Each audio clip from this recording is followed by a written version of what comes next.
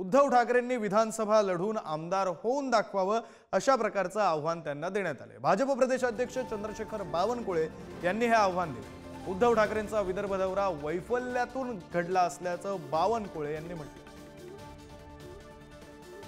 देवेंद्र फडणवीसांची जमानत जप्त करण्याची भाषा करणाऱ्या उद्धव ठाकरेंनी एका विधानसभेत निवडून दाखवावं।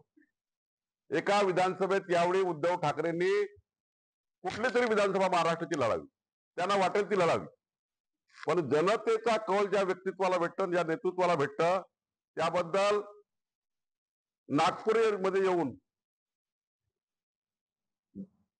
त्या ठिकाणी जी वैफल्यग्रस्त भाषेमध्ये बोलले त्याबद्दल आम्ही विधानसभेच्या निवडणुकीमध्ये आम्ही असा विजय प्राप्त करू की जनता ही आमच्या महायुतीला प्रचंड ताकद देईल।